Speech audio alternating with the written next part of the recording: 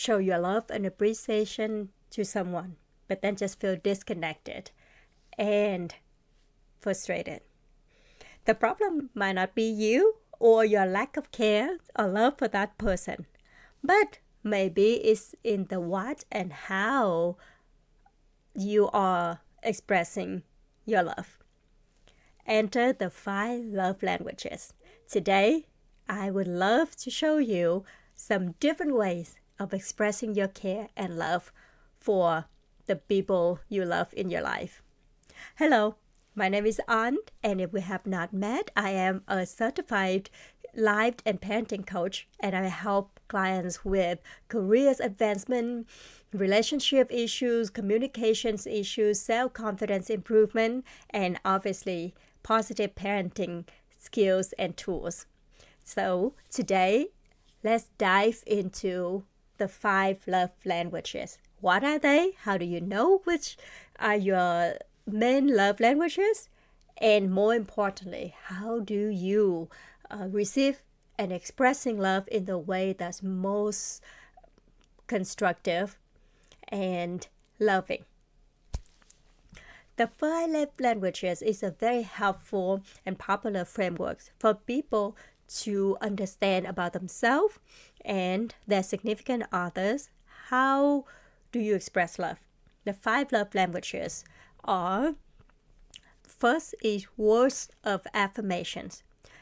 You feel love through verbal encouragement, compliments, and kind words, right? A lot of validations, verbal validations, and encouragement. The second kind of love languages is acts of service. Feeling love when your partners or your significant others do helpful things for you. They notice what you need. They willingly help you out with things that would make your life easier. The third kind of love languages is quality time. Feeling loved through thoughtful times together, trips, tangible expressions of appreciation through commitment for weekly meetings, for date nights. Those are the quality times that make you feel most cared for and loved. The fourth is physical touch. Feeling loved when you could be next to each other and having loving, caring touch, affections for each other. That make you feel close and connected and desired and loved by your partner. Then the fifth is receiving gifts. Obviously, this one is very popular. Feeling loved and expressing love through thoughtful gifts and tangible expressions of appreciation. Now that you know the 5 different kinds of love languages, what are we going to do with it? I think that's a great question that we will explore next. But by the way, if you're interested in learning more about your love languages, obviously there are books and articles you could read. I also created Love Languages, a practical guide for busy couple with very quick tips on how you could express your love languages for the 5 love languages, and a little quiz for you and your partner to fill out and have fun learning more about your love languages. So if you're interested, look for the description below, then you could get my free love languages practical guide. Okay, move on to talking about what we should do, right? They're very simple, practical things you could do. The most important thing is to keep an open mind and playfulness in it, because you are going to experiment things and learning more about each other. So the first thing that you could do to improve your love languages communication is obviously take the quiz together. I have created a quiz for you down below in my free guide, so feel free to grab that free guide. And then once you take the quiz, have a conversation about, I didn't know that. That makes sense that you like these things. How could we prioritize that? right? You could also pay attention to how your loved one shows love to you and other people. It usually is their love language, right? They give what makes them happy. It might not be not what make you happy, but they're trying their best. So that is a way to understand them, but also a great conversation starter to say, hey, I noticed that you like to show love through your acts of service, and I really appreciate that. But sometimes I like flowers and physical touch.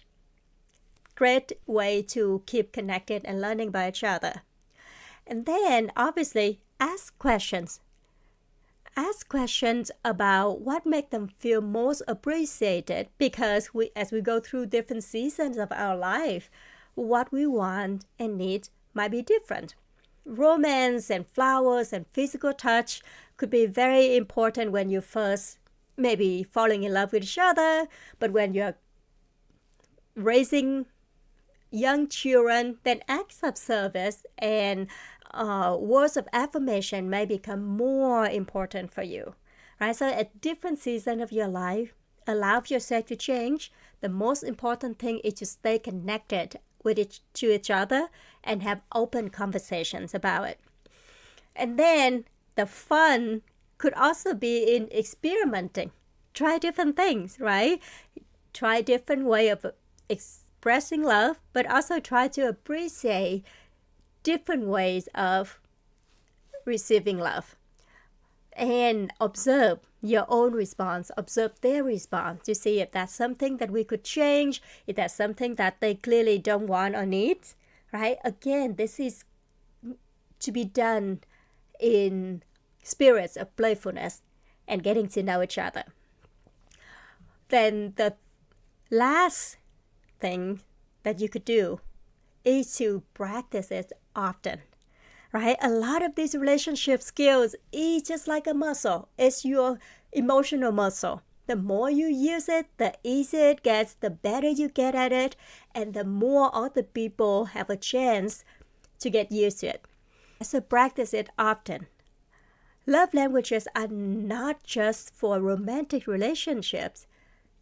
You could use them in friendships, family connections, and even to some degree in professional settings, right?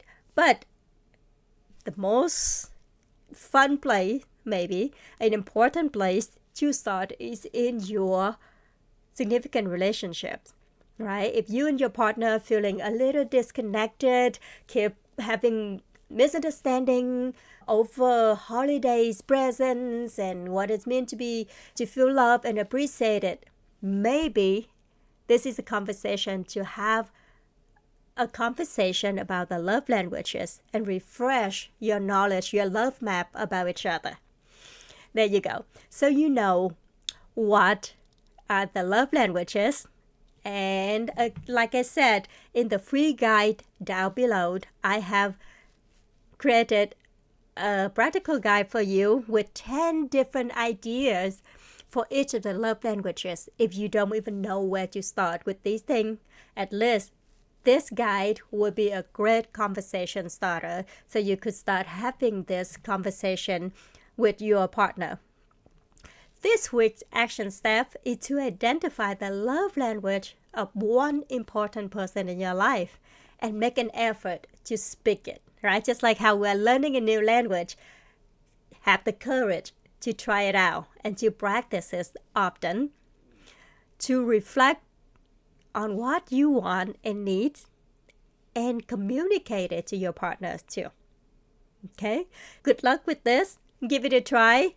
Grab my free guide down below, and you could also comment in this video to see what else do you want to learn about relationship skills. Like I said, every day I work with clients on these issues, so I'm sure I would love to address your questions if you have a burning questions you want me to make a video about.